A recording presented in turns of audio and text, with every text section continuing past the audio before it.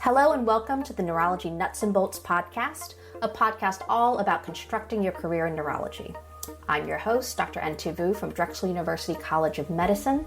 Today we're going to be talking with Dr. Catherine Davis, Associate Professor of Neurology from the University of Pennsylvania and Director of the Penn Epilepsy Center, as well as Dr. Jaime Hatcher-Martin, Movement Disorders Service Line Director of Synapticure, a virtual telehealth company for patients with neurodegenerative diseases. Thank you so much for taking the time to speak with us today, Dr. Davis, Dr. Hatcher-Martin. Thank you for having me. I want to start by saying I really love big conferences. While many meetings went virtual in the past few years, which had some great advantages, I have really been looking forward to going back to conferences, to meet up with long-lost neurology friends, learn new things, eat food in a different city. Let's start by talking about why you go to these conferences. What's your favorite part about attending? I totally agree with you. I'm happy to get back to bigger conferences.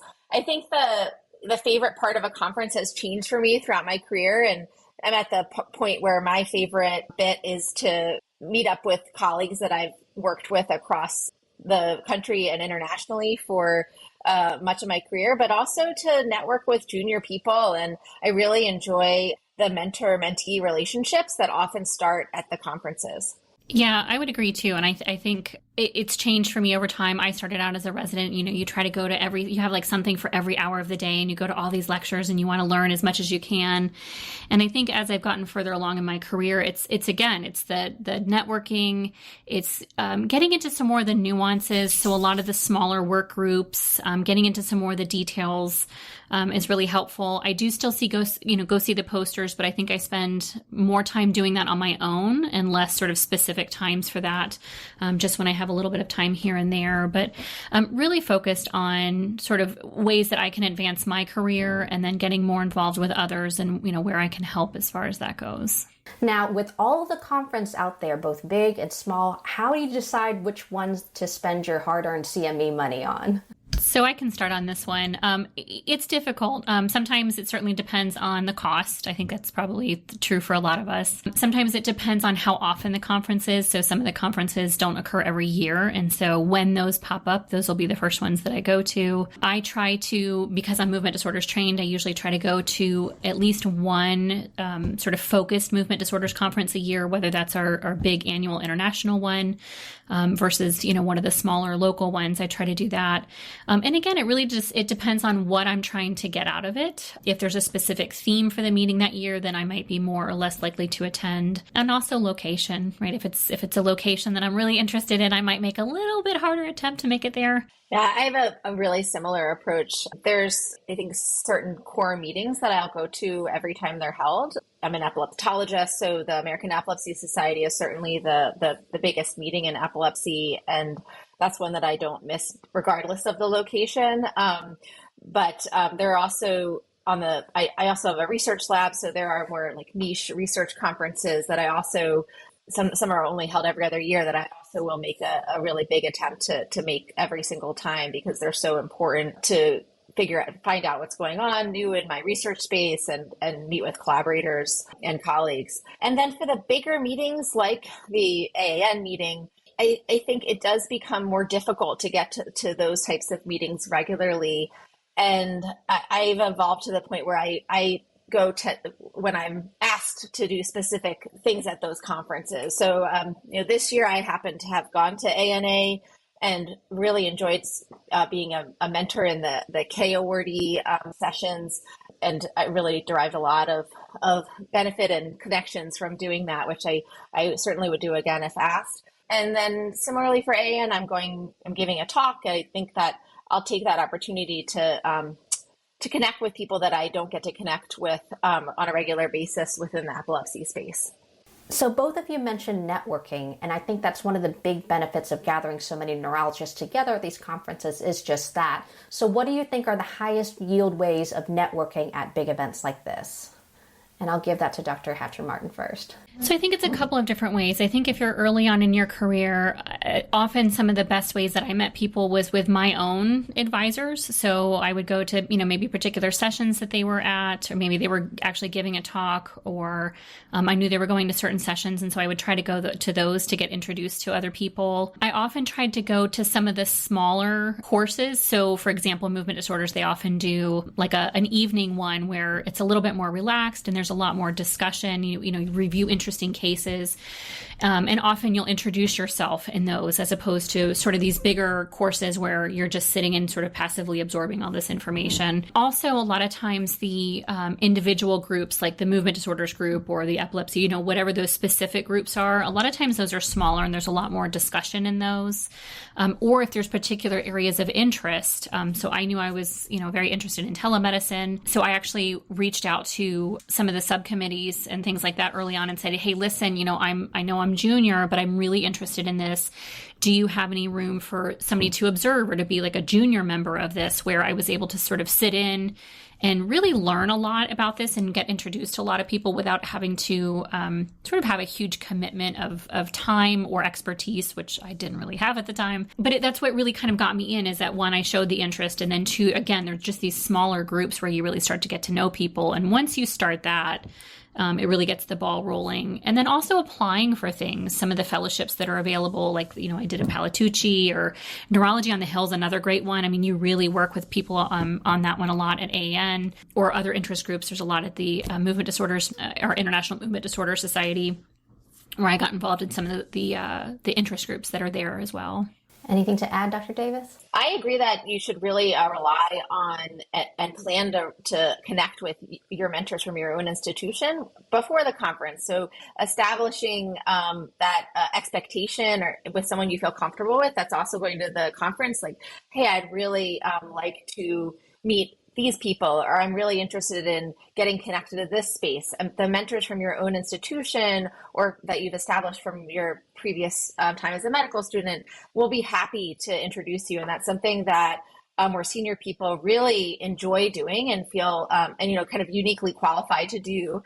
So I would take advantage of that and prepare. So that may mean, reading ahead. If you're specifically interested in a certain space, prepared, like, know who's going to maybe be there, know some of their literature if you're interested in the work they do, so you're not, kind of naive to the people's backgrounds that you're speaking with, if it's someone who's really senior and well-known in the field. So, and I agree, like, going to smaller things, smaller parts of the conference, that'll be more hands-on. Also, volunteering for things that you're interested in. Just because you're a resident doesn't mean you might not be able to get on a committee if it's something you're really specifically interested. So advocating for yourself and also discussing with your mentors what the opportunities are ahead of time is really important. And if I can add to that too, I would say don't hesitate to introduce yourself to people. I mean, it's, sometimes we all get a little shy, or you get, a little bit of that, like, oh, I don't know if I should go up there. But I mean, I've had people come up and introduce themselves to me. I've, sort of gotten up the courage and introduced myself to people and said, hey, listen, I'm really interested in this. And people are really receptive. I mean, I think it's the goal of the meeting is to meet people and make those connections. So people are very open to that. Now, Dr. Davis, you mentioned something that's really key, which was reaching out to mentors even before the meeting. And so I think that's a big part of attending these conferences, is planning out how to attend, whether that's going through the program. What are other ways that you would recommend sort of first-time attendees or early faculty attendees do prior to attending one of these meetings? One of the things that you mentioned, I do think it's important to go through the program and plan ahead so you're not overwhelmed, just show up and don't know what you're going to look at. There are usually at these meetings opportunities to actually formally be matched with a mentor, and I would definitely take advantage of that. Those are relationships that you may actually keep for career long, and typically the mentors that volunteer for those really want to be mentors. They're volunteering, and meeting someone like that from outside your institution can be really valuable. So that's another kind of planning tip. I think that it's really helpful to spend some time like perusing the entire list of abstracts and targeting what posters you want to visit. And that's what I do. I personally still like to get the paper version of the conference agenda. And one of the first things I do when I arrive at the conference, even before I start attending sessions, is start like perusing the different posters and circling the ones that I really want to hit that look really interesting, particularly to me. Yeah, I think it's the same thing. Kind of having a plan ahead of time. I usually try to rank my, like if there are specific courses I want to attend, I'll kind of rank those. Like if time is limited, what are the ones that I really, really want to get to? Finding out what's available after the fact. Is there streaming that's available? A lot of times conferences will have, you have access to the virtual sessions for, X number of weeks after the meeting. So I can kind of decide, which ones can I do remotely versus which ones do I think I really want to be in person, keeping in mind that at least for me, I often plan on doing something, streaming something remotely later, and then it doesn't happen. So being honest with myself about how much I'm actually going to do after the conference, I think is important. Also, at least for me, there was a tendency to go to all of the movement stuff because that's what I was interested in and that's what I enjoyed the most. But I don't know if it was always the highest yield because it was stuff that I already knew. It was stuff that I was already comfortable with. So I think sometimes picking things that you're not as comfortable with and going to those sessions, because that's where a lot of those interactive sessions can really be helpful. And sometimes, really diving into the agenda and looking, okay, well, I'm interested in this session, but it's 3 hours. Are there specific parts of it that I'm interested in? Can I go for the first half and listen to the first 2 sessions and then maybe catch the second half of something else? That can really be helpful as well. So our next question is for people presenting their research work. So conferences are a great opportunity to share the work that you're doing and find out about the work others are doing. What is the best way of doing that if you have something to present there, whether it's a poster or a platform session? What advice do you have for people presenting their research work? I can take that one first. So if I think the most common situation would be having a poster that you're presenting. I think it's sort of obvious, but just to state the obvious, you definitely want to know your work forward and backwards, including details on the statistical analysis that someone may come and ask you about, and that will just reflect very well on you. You should practice what kind of the presentation, because people will come up and want to see you present your poster formally, and you should be ready to do that and have that be smooth and interactive and not just kind of off the cuff, because that just will make you appear to really know what you're talking about and make your work more interesting and appealing to people as well. I think it's a really amazing opportunity to meet more senior people that tend to go through the posters and come by. And if you're ready and able to engage actively, that will reflect really well on you. And I think in terms of going the other way, it's really the same advice for when you're going to look at posters. It tends to be the junior author who's at the poster, but not always. And it's frequent that senior last author is hanging out at the poster as well. So it's a good opportunity to meet more senior PIs that may be a future mentor for you. But, going to the posters and really engaging with the presenters and, interacting with them, asking questions, you'll learn a lot. It'll help embed the information in your memory and also allow you to meet people. And I think too, making sure your poster is sort of basics, right? It's visually appealing. You want to have a good amount of information, but you don't want it to be so much that people have trouble reading it from, a little bit of a distance. I think having, either a website or a QR code that somebody can look at to get more information. If there's a lot of detail that's maybe not, directly needed on your poster, that can be very helpful. Having a way for people to contact you. So if you have, either like regular old school paper business cards, or you can do virtual business cards, I think that can be really helpful as well. The same goes true for presentations. There's a tendency to sort of try to put everything you can into the presentation, but if you can pare that down a little bit and just really make sure you're practicing whether it's your poster presentation or your virtual talk, or not your virtual, but your talks, when you know that information, in and out, it really comes off as sort of much more easily digestible, and you can put in a lot of those details in your talking as opposed to just in the slides themselves. I think that's great advice. And one of the neat things I've actually seen other folks do in their poster presentations that I thought was really great was that they offered two versions of their poster presentation. They say, do you want the 1-minute pitch or do you want the 5-minute pitch? So that they have actually different versions of their poster presentation depending on how much people want to engage with them or how much they want to know about their poster. Some people just want the quick kind of one-liner about it. Some people really want to hear more in depth about the methods and so on. And so I think it's helpful to have more than one type of presentation practiced, honestly. Yep, absolutely. So by the end of a conference, usually we're all exhausted. We're usually quite tired. I usually feel both underaccomplished and super ambitious all at the same time. So how do both of you follow up on your conference time to make the most of it? So I usually try to, and it is difficult. If I've met somebody in particular that I want to make sure I try to keep in touch with, I usually try to fire off a really quick email as soon as I remember it. And I will often put details into the email that may seem like, well, I just met them. Of course I know all these things. But when I go back in a month or 2 months or 3 months and I'm like, oh, wait, who is this? Or I don't remember the details.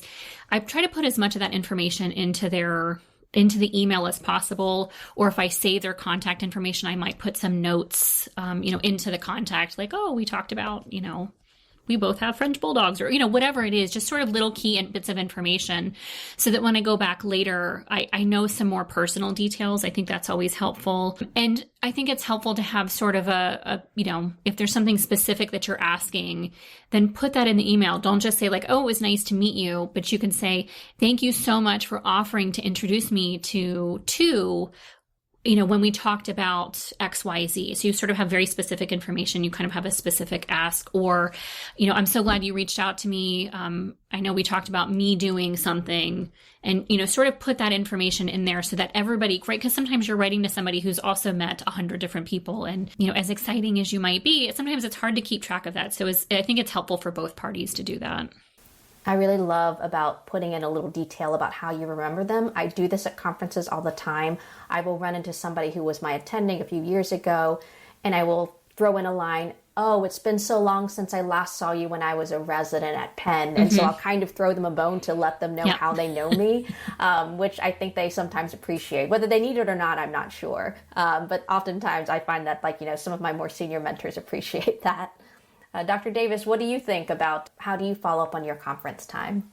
Sure. So I do a lot of the similar things. I mean, there are usually several outcomes from conference. There are some that are more like clinically driven connections. And I tend to make a list of the follow-up items that I want to hit from the conference that I, keep, actively on an online list of your choice. And I'll check those off over the next 2 to 4 weeks after the conference. From just to add some kind of a different perspective, from a scientific perspective, my lab after big conferences, our next lab meeting, we go through a data blitz of different interesting posters or presentations that we each saw, knowing that not everyone could see everything. And that always is a really nice wrap up and summarizes the scientific content that's relevant to our work. I think that's an important point too. A lot of times if there's people that are not able to go, we'll try to review the abstracts ahead of time.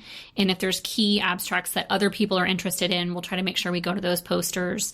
A lot of places now will actually have PDFs of the posters as well. So you can kind of look at those ahead of time. And that can definitely be helpful.